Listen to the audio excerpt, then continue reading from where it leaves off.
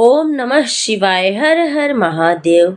आप सभी को श्रावण मास की हार्दिक शुभकामनाएं। आज श्रावण मास का पहला सोमवार है। आप सभी के जीवन में भगवान शिव और माता पार्वती की कृपा सदैव बरसती रहे और आपका पूरा परिवार सुख और शांति से भरा रहे। आप सभी के ऊपर भगवान शिव और पार्वती की कृपा सदैव बरसती रहे। आज की हम श्रावण मास महात्म की कथा अध्याय 6 सुनेंगे, जिसमें सनत कुमार ने क्या भगवान शिव से पूछा, आइए जानते हैं। सनत कुमार बोले, हे भगवान, मैं रविवार का हर्ष कारक महात्म सुन लिया। अब आप श्रावण मास में सोमवार का महात्म मुझे बताइए। ईश्वर बोले, हे सनत कुमार, सूर्य मेरा नेत्र है, उसका महात्म इतना श्रेष्ठ है, तो फिर उमा सहित मेरे नाम वाले उस सोमवार का कहना ही क्या। उसका जो महात्म मेरे लिए वर्णन के योग्य है, उसे मैं तुमसे कहता हूँ।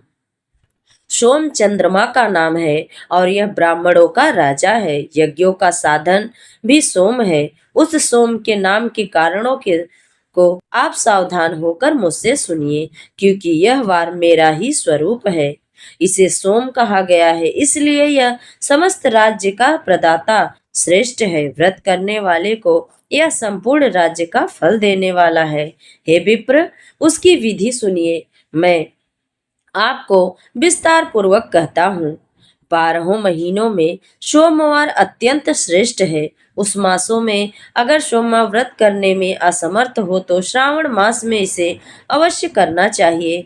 इस मास में इस व्रत को करके मनुष्य वर्ष भर के व्रत का फल प्राप्त करता है। श्रावण में शुक्ल पक्ष के प्रथम सोमवार को यह संकल्प करे कि मैं विधिवत इस व्रत को करूंगा।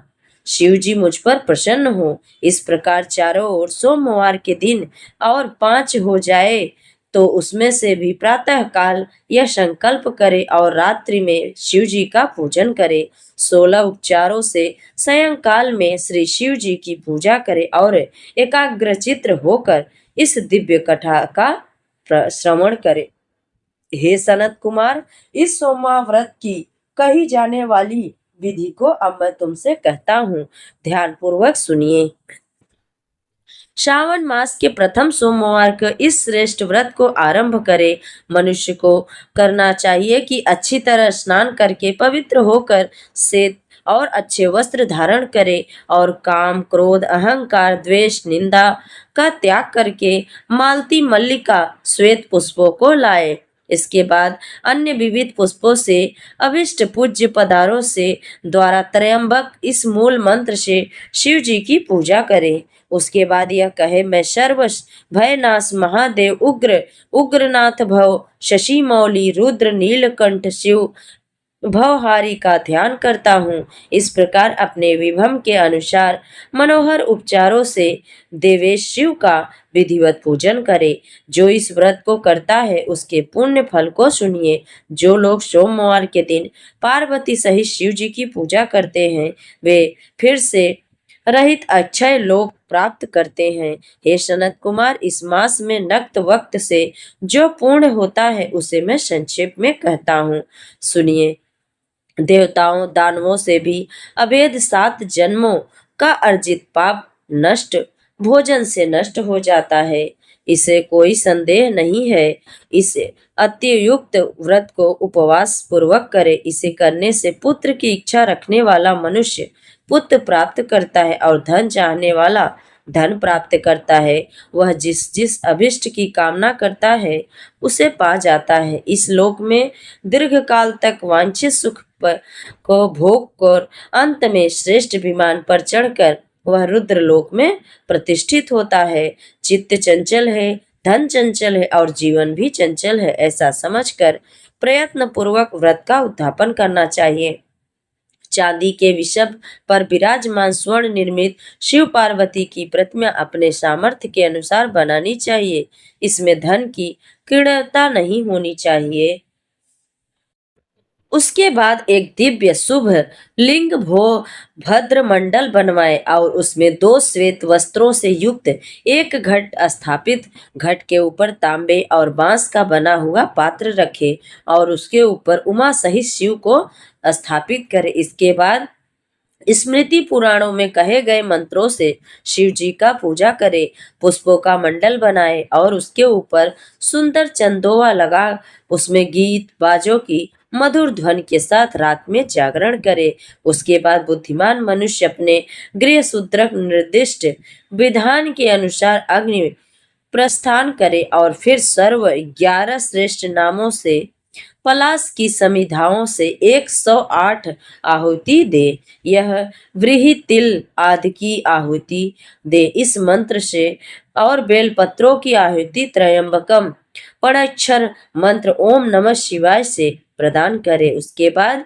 विष्टकृत होम करके पूर्णाहुति देकर आचार्य का पूजन करे और बाद में उन्हें गौ प्रदान करे। उसके बाद 11 श्रेष्ठ ब्राह्मणों को भोजन कराए और उसे वंश पात्र सहित 11 घट प्रदान करे। इसके बाद पूजित देवता को अर्पित सभी सामान अपने आचार्य को दे और उसके बाद प्रार्थना करे मेरा व्रत परिपूर्ण हो और शिव जी मुझ पर प्रसन्न हो।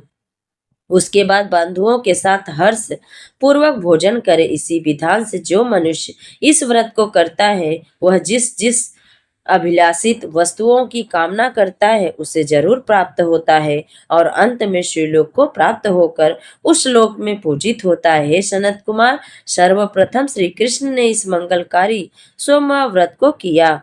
श्रेष्ठ अस्तित्व धर्म परायण राजाओं ने भी इस व्रत को किया था। जो इस व्रत का नित्य श्रवण करता है वह भी उस व्रत के करने का पूरा फल प्राप्त करता है। बोलिए शिव पार्वती की जय। अब आइए सुनते हैं शिव महापुराण की कथा। ब्रह्मा जी कहते हैं, हे नारद, मेनका के सामने महातेजस्वी कन्या होकर लौकिक गति का आश्रय ले वह रोने लगी। उसका मनोहर रोदन सुनकर घर की सभी स्त्रियां हर्ष से खिल उठी और बड़े वेग से प्रसन्नता पूर्वक वहां पहुंची। नील कमल दल के समान श्याम कांति वाली वह परम तेजस्विनी और मनोरथ कन्या को देखकर गिरिराज हिमालय अतिशय आनंद में मग्न हो गए। उसके बाद सुंदर मुहूर्त में मुनियों के साथ हिमवान ने अपनी पुत्री के काली सुखदायक नाम रखे। देवी शिवा गिरिराज के भवन में दिनों दिन बढ़ने लगी। ठीक उसी प्रकार जैसे वर्षा के समय में गंगा जी की जलधारा बहती है और शरद ऋतु के कृष्ण पक्ष में चांदनी बढ़ती है। सुशीलता गुणों से संयुक्त बंधुजनों की प्यारी उस कन्या को कुटुंब के लोग अपने कुल के अनुरूप पार्वती नाम से पुकारने लगे। माता ने कालिका को उमा तपस्या मत कर कहकर तप करने से रोका था। मुनि इसलिए वह सुंदर मुख वाली गिरजा नंदनी आगे चलकर लोक में उमा के नाम से विख्यात हो गई। नारद, उसके बाद जब विद्या के उपदेश का समय आया तब शिवा देवी अपने चित्त को एकाग्र करके बड़ी प्रसन्नता के साथ श्रेष्ठ गुरु से विद्या पढ़ने लगी। पूर्व जन्म की सारी विद्याएं उन्हें उसी तरह प्राप्त हो गईं जैसे शरद काल में हंसों की पात अपने आप स्वर्ग के तट पर पहुंच जाती है और रात्रि में अपना प्रकाश महा औषधियों को प्राप्त होता है। हे मुनि, इस प्रकार मैंने शिवा की किसी एक लीला का ही वर्णन किया। अब और लीलाओं का वर्णन करूंगा, ध्यान पूर्वक सुनो। एक समय की बात है, तुम भगवान शिव की प्रेरणा से प्रसन्नता पूर्वक हिमाचल के घर गए। तुम शिव तत्व के ज्ञाता और उनकी लीला के जानकारों में से श्रेष्ठ हो। नारद, गिरिराज हिमालय ने तुम्हें घर पर आया देख प्रणाम करके तुम्हारी पूजा की और अपनी पुत्री को बुलाकर उनसे तुम्हारे चरणों में प्रणाम करवाया। मुनीश्वर, फिर स्वयं ही तुमने नमस्कार करके हिमाचल ने अपने सौभाग्य की सराहना की और अत्यंत मस्तक झुका हाथ जोड़कर तुमसे कहा। हिमालय बोले, हे मुनि नारद, हे माँ ब्रह्मपुत्रों में श्रेष्ठ ज्ञानवान प्रभु, आप सर्वज्ञ हैं और कृपा पूर्वक दूसरों के उपकार में लगे रहते हैं। मेरी पुत्री की जन्म कुंडली में जो दोष गुण हो उसे बताइए। मेरी बेटी किसकी सौभाग्यवती प्रिय पत्नी होगी। ब्रह्मा जी कहते हैं, मुनि श्रेष्ठ, तुम बातचीत में कुशल और कौतुकी तो हो ही। गिरिराज हिमालय के ऐसा कहने पर तुमने कालिका का हाथ देखा और उनके संपूर्ण अंगों पर विशेष रूप से दृष्टिपात करके हिमालय से इस प्रकार कहना आरंभ किया। नारद बोले, शैलराज और मैना, आपकी यह पुत्री चंद्रमा की सभी कलाओं के समान बढ़ी है। समस्त शुभ लक्षण इसके अंगों की शोभा बढ़ाते हैं। यह अपने पति के लिए अत्यंत सुखदायिनी होगी और माता पिता की भी कीर्ति बढ़ाएगी। संसार की समस्त नारियों में यह परम साध्वी और स्वजनों को सदा महान आनंद देने वाली होगी। गिरिराज, तुम्हारी पुत्री के हाथ में सब उत्तम लक्षण ही विद्यमान है, केवल एक रेखा विलक्षण है। इसका अर्थात फल सुनो। इसे ऐसा पति प्राप्त होगा जो योगी, नग्न, धड़ंग रहने वाला, निर्गुण और निष्काम होगा। इसके न माँ होगा और न बाप। उसे मान सम्मान का भी कोई ख्याल नहीं रहेगा और वह सदा अमंगल वेश धारण रहेगा। ब्रह्मा जी कहते, नारद, तुम्हारी इस बात को सुनकर और सत्य मानकर मैना, हिमाचल दोनों पति पत्नी बहुत दुखी हुए। लेकिन जगदम्बा शिवा तुम्हारे ऐसे वचन को सुनकर और लक्षणों द्वारा उस भावी पति को शिव मानकर मन ही मन हर्ष से खिल उठी। नारद जी की बात कभी झूठ नहीं हो सकती, यह सोचकर शिवा भगवान शिव के युगल चरणों में संपूर्ण हृदय से अत्यंत स्नेह करने लगी। नारद उस समय मन ही मन दुखी हो हिमावन ने तुमसे कहा, मुनि, उस रेखा को फल सुनकर मुझे बहुत बड़ा दुख हुआ। मैं अपनी पुत्री को उससे बचाने के लिए क्या करूं? तुम महान कौतुक करने वाले और वार्तालाप विशारद हो। हिमवांगिनी का बात सुनकर अपने मंगलकारी वचनों द्वारा उनका हर्ष बढ़ाते हुए तुमने इस प्रकार कहा। नारद बोले, हे गिरिराज, तुम स्नेह पूर्वक सुनो, मेरी बात सच्ची है, वह झूठ नहीं होगी। हाथ की रेखा ब्रह्मा जी की लिखी हुई है, निश्चय वह मिथ्या नहीं हो सकती। शैल प्रवर इस कन्या को वैसा ही पति मिलेगा, इसमें कोई भी संशय नहीं है। लेकिन इस रेखा के फल से बचने के लिए एक उपाय भी है, उसे प्रेम पूर्वक सुनो। उसे करने से तुम्हें सुख मिलेगा। मैंने जैसे वर का निरूपण किया वैसे ही शंकर है। वे समर्थ और सर्व हैं और लीला के लिए अनेक रूप धारण करते रहते हैं। उनमें से समस्त कुलक्षण सद्गुणों के समान हो जाएंगे। सामर्थ पुरुष में कोई दोष भी हो तो वह उसे दुख नहीं देता, असमर्थ के लिए ही वह दुखदायक होता है। इस विषय में सूर्य, अग्नि और गंगा का दृष्टांत सामने रखा ना चाहिए। इसलिए तुम विवेक पूर्वक अपनी कन्या शिव को भगवान शिव के हाथ में सौंप दो। भगवान शिव सबके ईश्वर, सेव्य, निर्विकार, सामर्थ्यशाली और अविनाशी हैं। वे जल्द ही प्रसन्न हो जाते हैं, शिव को ग्रहण कर लेंगे, इसमें कोई संशय नहीं।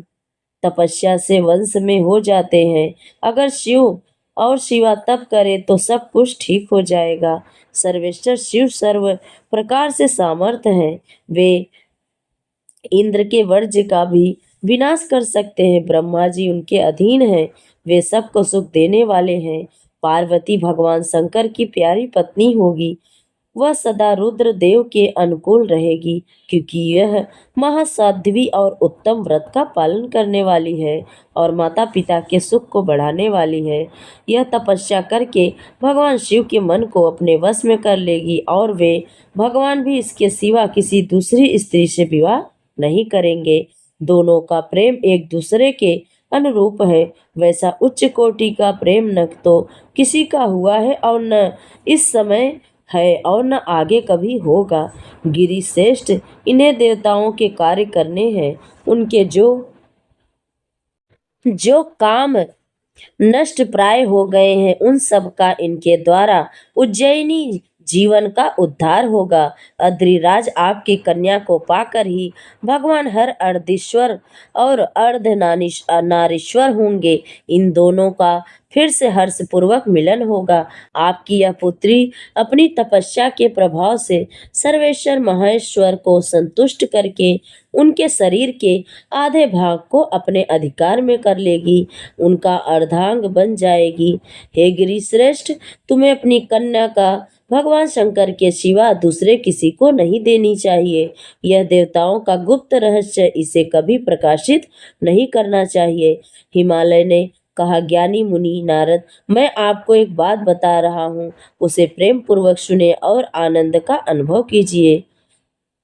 सुना जाता है महादेव जी सब प्रकार को अशक्तियों का त्याग करके अपने मन को संयम में रखते हुए नित्य तपस्या करते हैं। देवताओं की भी दृष्टि में नहीं आते। देववर से ध्यान मार्ग में स्थित हुए वे भगवान शंभु परम ब्रह्म में लगाए हुए अपने मन को कैसे हटाएंगे? ध्यान छोड़कर विवाह करने को कैसे उद्धत होंगे? इस विषय में मुझे महान संदेह है। दीपक की लौ समान प्रकाशमान अविनाशी प्रकृति से परे निर्विकार निर्गुण सद्गुण निर्विशेष और निरीहार से जो परम ब्रह्म है, उनका वही अपना सदाशिव नामक स्वरूप है। वे उसी का सर्वत्र साक्षात्कार करते हैं, किसी ब्रह्म अनात्व वस्तु पर दृष्टि नहीं डालते हैं। मुनि, यहाँ आए हुए किंग रोको के मुख से उनके विषय में नित्य ऐसी ही बात सुनी जाती है। क्या यह बात गलत है? यह बात भी तो सुने होने में आती है कि भगवान हरने वाले पूर्व काल में सती के समक्ष एक प्रतिज्ञा की थी। उन्होंने कहा था कि दक्ष कुमारी प्यारी सती, मैं तुम्हारे सिवा दूसरी किसी स्त्री का अपनी पत्नी बनाने के लिए नहीं वरण करूंगा, न ही किसी का पति बनूंगा। यह मैं सत्य तुमसे कहता हूँ। इस प्रकार सती के साथ उन्होंने पहले ही प्रतिज्ञा कर ली थी। अब सती के मर जाने पर वे दूसरी किसी स्त्री को कैसे ग्रहण करेंगे? यह सुनकर नारद ने कहा, हे महामते गिरिराज, इस विषय में तुम्हें चिंता नहीं करनी चाहिए। तुम्हारी यह पुत्री काली ही पूर्व काल में दक्ष कन्या सती थी। उस समय इसी का सदा सर्व मंगलदायी सती नाम था। वे सती दक्ष कन्या होकर रुद्र की प्यारी बनी हुई थी। उन्होंने पिता के यज्ञ में अनादर पाकर भगवान शंकर का भी अपमान हुआ था, जो देखकर क्रोध से अपने शरीर को त्याग दी। वे ही सती हैं फिर जो तुम्हारे घर में पैदा हुई हैं। तुम्हारी पुत्री साक्षात जगदम्बा शिवा है और वह पार्वती भगवान हर की पली हुई, इसमें कोई संशय नहीं है। नारद, ये सब बातें तुमने हिमवांकन के विस्तार पूर्वक बताई। पार्वती का यह पूर्व रूप और चरित्रण पति को पढ़ाने वाला है। काली के उस संपूर्ण पूर्व वृत्तांत को तुम्हारे मुख से सुनकर हिमवान अपनी पत्नी और पुत्र के साथ तत्काल संदेह रहित हो गए। इसी तरह तुम्हारे मुख से अपनी उस पूर्व कथा को सुनकर काली ने लज्जा के मारे मस्तक झुका लिया और उसके मुख पर थोड़ी सी मुंद मुंद मुस्कान थी। प्रभा फैल गई। गिरिराज हिमालय पार्वती के उस चरित्र को सुनकर उसके माथे पर हाथ फेरने लगे और मस्तक मुद कर उसे अपने आसन के पास ही बैठा लिया। नारद, इसके बाद तुम उसी क्षण प्रसन्नता पूर्वक स्वर्गलोक को चले गए और गिरिराज हिमावन भी मन ही मन आनंद से युक्त हो अपने सर्व संपत्तिशाली मनोहर भवन में प्रवेश हो गए। तो ये रही आज की श्रावण मास महात्म्य की कथा और शिव महापुराण की कथा। आशा करती हूँ आप लोग कथा को अंत तक अवश्य सुने होंगे।